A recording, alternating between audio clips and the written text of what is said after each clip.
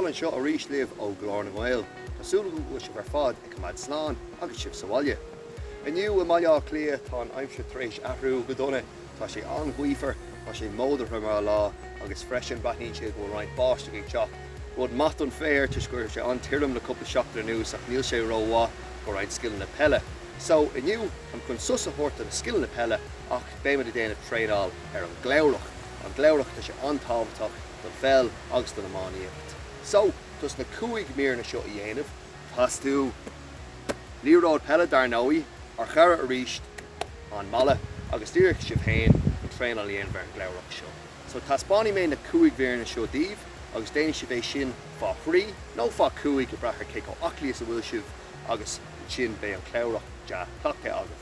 So, má sibh, tugaí amach lom agus déanamh roiint Traenáil ar an gcabhlach. Má sibh a charda, so don céad bhíor inniu i déanamh Traenáil ar an gcabhlach. Bé gálaíocht le tastáil ach muna bhfuil gálaíocht sa cadamh ceann amháin úsáid. Ach bunasach be a déanamh gogaracht le na liathróidí a chur thar ar gceann. So, seaas mé ar leithéamh chun míú dúmh cé chué seo i dhéanamh. So go gogaracht tá sé antábhachtach go mín an grim ag ónlaí díreach agus sibh dul síos. So, tá chun na lábha a chur suas agus mu an tón a chur amach agus an grim a go mbeidh díreach an tamar fad. So déanamh mé ceann amháin go hábhail, so tosíonn tú an seo le na liathróidí ag gúlann, féin tú síos, tá mo grim ag ónlaí díreach, an lábha dul suas, tá mo tón amach, sin seaas mar seach arís. Here lábha arás síos agus sin tá mo chun kickpass clé i gcuine an mala agus kickpass jazz i gcuine an mala. So tá roiint Traenáil pelle an sin chomá. Ach go mud is tábhachtí leis an gogaracht ná go bhfad tú an grim i gcónaí díreach agus tú dul síos gus chun tú an tón amach. So peoch fuinte ar an mala agus tá sin níos éasca just cumád ag banúir sin agus sin dul in níos. An bhfuil chur na liathróidí suas an sibh a déanamh sin. So má sibh déananig sin fá truc a second an céad bhíor ar aig libh a carda.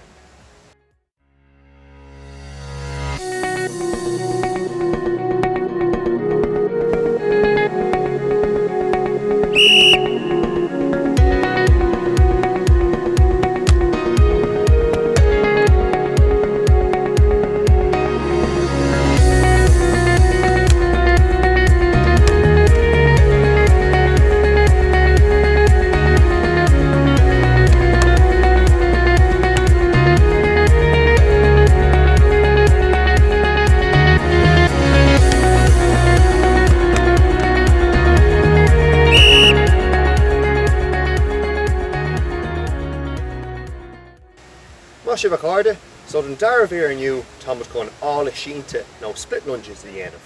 So tá liathróid tasnach chun i dtí dhéanamh, ach tá sí ábharing cosúla sin ceann déint go na roiint seachtar nús isteach idir na cusa agus pásáil a dro an mala. So, seaas mé ar leithéamh arís chun míú díobh. So tusa oimid san ála, sa sibh ála.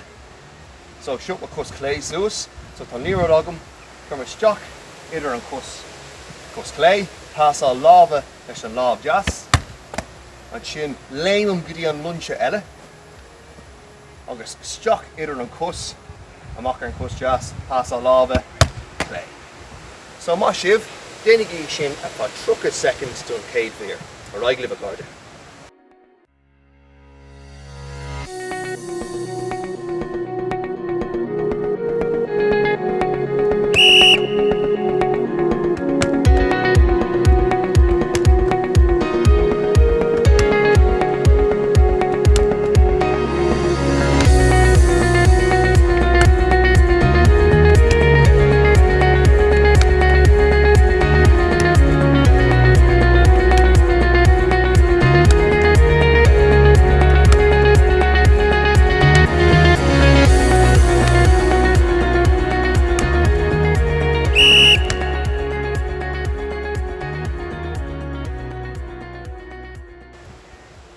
Má sibh a charda, so don tríú bhíor inniu tá mo chun síne in aig an mala dhéanamh le liathróid in ar lábha.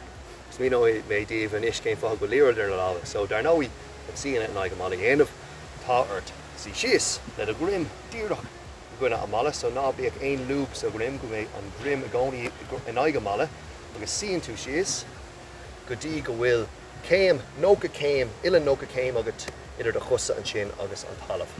An sin cumadan tú an sibh sin ar fa trucha second. Agus má hóid se bheith cosúgúil mise inis dúirt tar éis 2 second.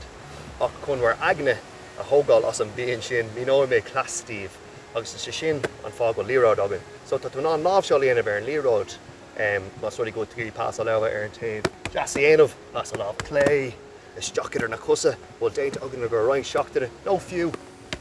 Thar a cheann chun war agne a thógáil as an bíon sin a bhfuil ar cusa. So má sibh a cáirde, Bainigí sin ar fa trucha second an bhíor seo. A raiglibh.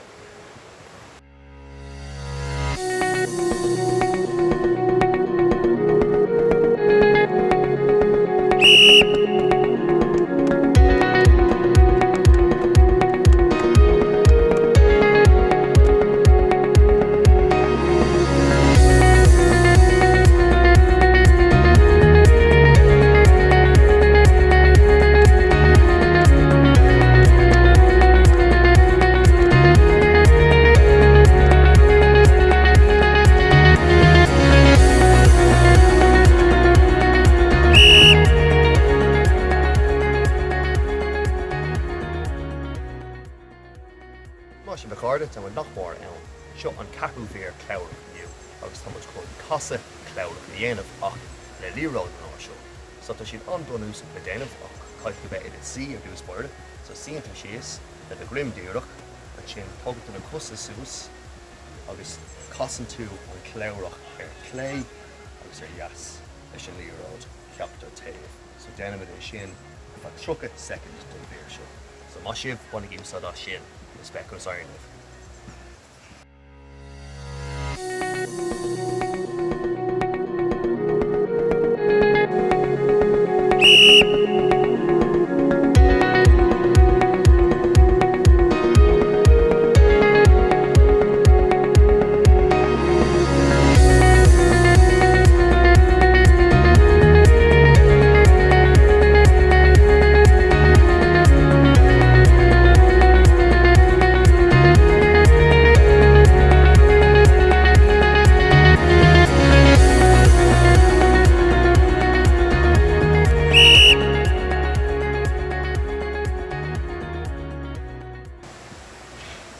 Éos ar fad a cáirde tá nach mór ann inis, cúg go bhíor san míor clabhlach dhéanamh més agan do lá inniu.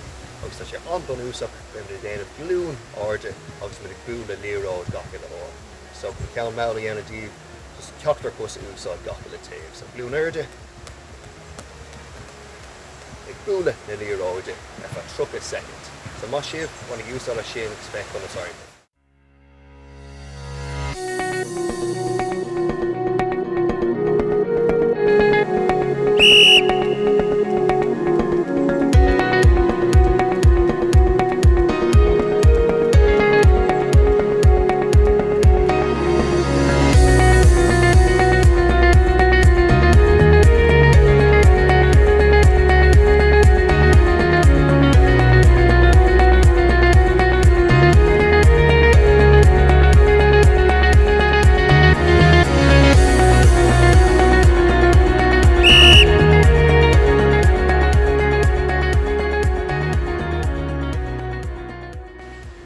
Éos ar fad a cáirde, má sibh an sin. Sin deir leis an ceorcad clabhlach a rinnemer aniu, tásúla go go bhaint sibh taitneamh as na cúig bhíorna sin. Mar luigh méid an túsáfach, déin na cúig bhíorna sin fá thrí nó fá cúig ag brethir cé go Aclaíocht a bhfuil sibh chun níos mó tarbha a bhaint as tú. So ar réon le gacha le seachtain as seo amach, bei stór focail cura agam in ní go míor seo chun éon gailge casta nó crua a dúsáid mé le linne tafada seo a bhíú. Agus dar nóí ar réon le gacha le seachtain comá, bei méid a géirí work with bhfíseán a eiscint, so déon tafad ar na bhfíseán Aclaíochta a rinnemer na bhfíseán pelle a méanam héin agus na bhfíseán amháníochtaí an is líam, agus seoláráid going ag síomh na Facebook nó Instagram Traenáil, agus go féidir in na buchalí nó na colony is fearr sa tír a rana. So go dtí an céad eile weimse, fan slán agus fan sáile. Slán a goibh.